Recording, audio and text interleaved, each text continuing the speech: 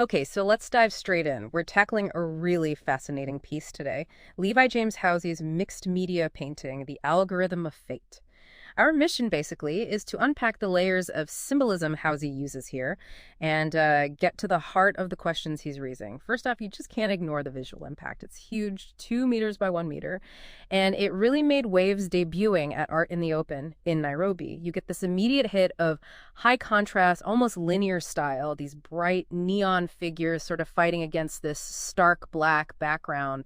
It feels like, I don't know, graphic art, digital design, street art maybe? Yeah, it's definitely got that blend, and it's much more than just visually stunning. Housy's really making a statement here within contemporary African art. It leans heavily into Afrofuturism. I mean, when you look at the themes, mythology, genetics, technology, surveillance, Yeah. it's ambitious. You can sort of see echoes of, or maybe conversations with artists like Wangechi Mutu or even Fanuel Leul on the digital side, and he's really wrestling with the past and this very digital future at the same time. That wrestling seems key to the whole structure, right?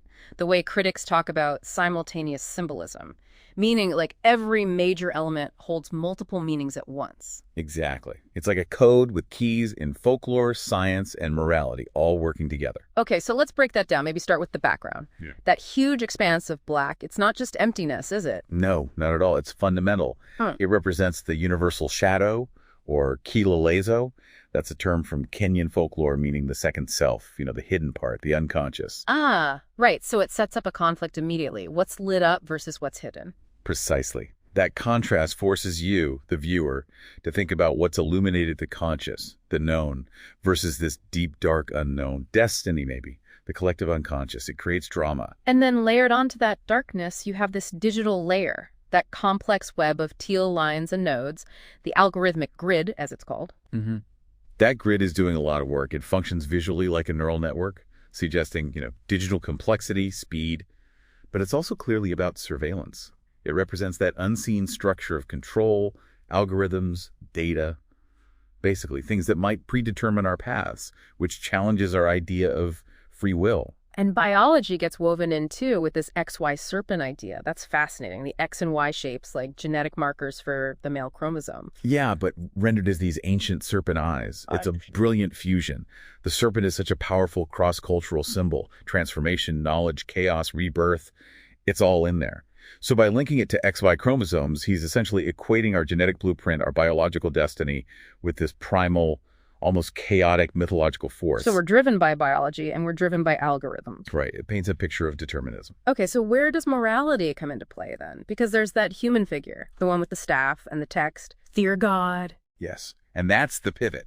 That textual command injects the core conflict. Everything else points towards determinism, genes, code. But then, bam, this direct, almost prophetic religious instruction.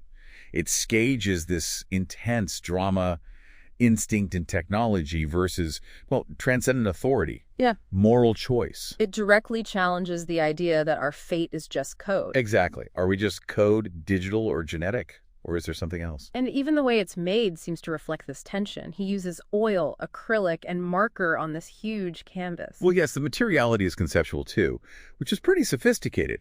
Technically, you have to be really careful combining oils and acrylics. Oil has to go over fully cured acrylic, otherwise, cracking. So this act of carefully managing and blending these different materials, the dense oil, the bright acrylic, the sharp marker line, it mirrors the painting's own synthesis. It's like a physical metaphor for blending these different realms, the primal, the digital, the spiritual. Precisely. He's bringing together destiny, digital control, and divine command, not just thematically, but physically in the paint. So the algorithm of fate isn't just something to look at. It feels more like a framework for thinking about agency, about where we stand now. Its real strength seems to be how it synthesizes all these huge ideas, the primal, the spiritual, the tech, with such, visual power. Absolutely. It's a pivotal piece because it doesn't give easy answers. It doesn't tell you what to think. It just sets up the question so incredibly well and then forces you to contemplate it. And the question it leaves you with, the real provocative thought is, if our lives are increasingly shaped by these invisible algorithms, by our biological code, what space is actually left for genuine moral choice, for free will? That's the journey the artwork asks you to start.